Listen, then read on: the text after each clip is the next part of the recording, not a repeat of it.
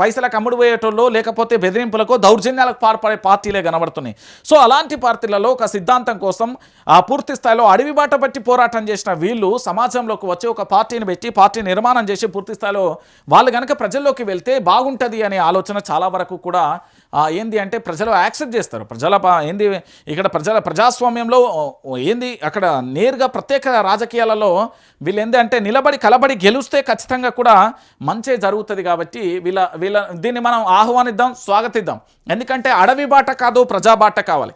ఆ అడవి బాట పోరాటం కాదు, గన్నులతో కాదు, ఓటు బ్యాంకుతో రావాలి. ఇక్కడ రాజ్యం మారాలంటే పూర్తి స్థాయిలో పార్టీ పెట్టాలి, పార్టీకి సంబంధించి ప్రజాక్షేత్రంలోకి వెళ్ళాలి, ఓట్లను అడగాలి, ప్రజాస్వామ్యబద్ధంగా గెలవాలి. అప్పుడు మార్పుకు శ్రీకారం తీసుకురావాలి. ఈ మార్పుకు సంబంధించి తెలంగాణ రాష్ట్రాన్ని సస్యశ్యామలం చేయాలి. ఈ రాష్ట్రాన్ని పూర్తి స్థాయిలో ఏంది అంటే అభివృద్ధి పయనంగా నడపాలంటే వీళ్ళ అవసరం అవసరం. ఇప్పుడున్న సాంకేతిక పరిజ్ఞానం అభివృద్ధి చెందని గాక, ఇక్కడ 1000 కోట్లు సంపాదించని గాక, కానీ ఇలాంటి సందర్భాలలో ఒక పార్టీ అవసరం. అది వీళ్ళ నుంచి వస్తున్నదని చాలామంది అయితే ఆశిస్తున్నారు. అది ఎంత వరకు జరుగుతుంది అనేది కూడా మనం కూడా వేచి చూడాల్సిన పరిస్థితి కనబడుతుంది. ఇక దానితో పాటుగా మరొక అంశం ఏంది అంటే ఇక్కడ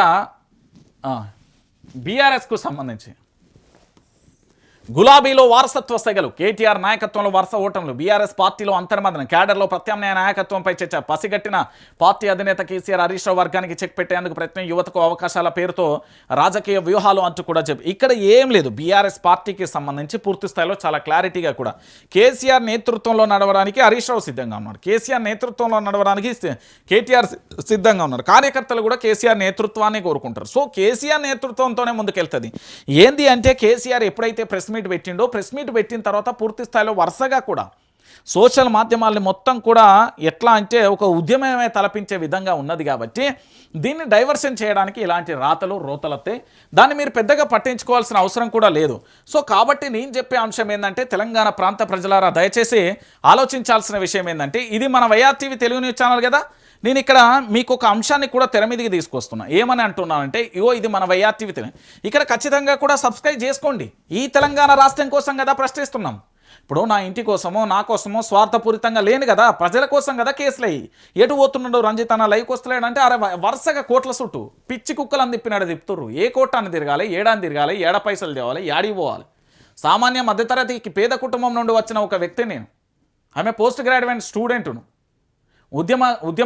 ఉద్యమాలలో పాల్గొన్న ఉద్యమ నాయకుడిని, ఉద్యమకారుణ్ణి, ఇంకా మన భాషలో చెప్పాలంటే తిప్పుతున్నారు. కాబట్టి నాకు అవకాశం ఉన్నప్పుడు ఖచ్చితంగా వార్తలను ప్రశ్నించే గొంతుకగా చేసే ప్రయత్నం చేస్తున్నా.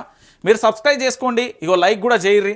దాంతోపాటు కామెంట్లు పెట్టాలి, మీ అభిప్రాయాలను కూడా చెప్పాలి. ప్రజలందరికీ కూడా నేను చెప్తా కదా, మీ అభిప్రాయాలను కూడా చెప్తే అన్నా గిది బాగుంది, గిది బాగాలేదు, గిట్ల జరిగింది, గిట్ల జరుగుతున్నది, పలానా ప్రాంతంలో గిట్ల జరుగుతున్నది, ఈ సమస్య ఇట్లా తాండవిస్తున్నది, ఇట్లా జరుగుతున్నది ఈ కథ అంటూ కూడా చెప్పే ప్రయత్నం చేస్తున్న పరిస్థితి కనబడుతుంది. సో నేనేమంటున్నానంటే ఖచ్చితంగా కూడా మీరు YRTV Telugu news channel subscribe చేసుకోవాలి, మళ్ళీ లైక్ చేసుకోవాలి. మీ దగ్గర ఉన్న సోషల్ డిజిటల్ మీడియాకు సంబంధించిన ప్లాట్ఫామ్స్ ఉంటాయి కదా, ఐదర్ ఫేస్బుక్ లేదా ట్విట్టర్, వాట్సప్, ఎక్స్లు ఇతరత్ర ఉంటాయి కదా యాప్స్, దాంట్లో ఈ లింకును కూడా షేర్ చేయాల్సిన పరిస్థితి ఉంటుంది. కాబట్టి నేనేం చెప్తున్నానంటే వైఆర్టీవీ ఎప్పుడు కూడా ప్రజల పక్షం, ప్రజల కోసం ఉంటుంది, ప్రజల పక్షాన పోరాటం చేస్తుంది. కానీ ఈ కేసులు పెట్టిళ్ళను లేదా కోట్ల చుట్టూ తిరుగుతున్నాను, రంజిత్ అన్నేటో పోతున్నాను, ఏడికి పోను. నేను ప్రజల పక్షాన ప్రజల కోసమే నిలబడతా, కలబడతా, కొట్లాడతా ఉంటా. నా కొన ఊపిరి ఉన్నంత వరకు ఈ తెలంగాణ రాష్ట్ర సమస్యల కోసం పోరాటం చేస్తాం. ఖచ్చితంగా ప్రజల పక్షాన నిలబడతాం, కలబడతాం. చేయాల్సిన తెగువ ఎంతున్నదో ఆనాటి ఉద్యమ కాలంలో పోరాటం ఎట్లా చేసినామో ఇప్పుడు కూడా గట్లనే చేస్తాం. సో అల్టిమేట్గా ఈ ఛానల్ వైఆర్టీవీ ఎవరిది? తెలంగాణ ప్రాంత ప్రజల కోసం పనిచేస్తున్న ప్రజల ఛానల్. నేను ఇంకొక మాట కూడా, వాళ్ళ ఆస్తులన్నీ ఏదో కబ్జా పెట్టినట్టు కేసీఆర్ ప్రభుత్వం మీద అప్పుల పాలైపోయింది, ఆగం చేస్తున్నారు. ఏం ఆగం చేసిల్లు తల్లి? ఆ రోజు మాట్లాడిన నీ నాలుక ఇయ్యాలి, ఎందుకు మాట్లాడతలేదు? ఆనాడు నీకే పదవి లేదు, ఈరోజు పదవులు రాగానే సైలెంట్ అయిపోయారు.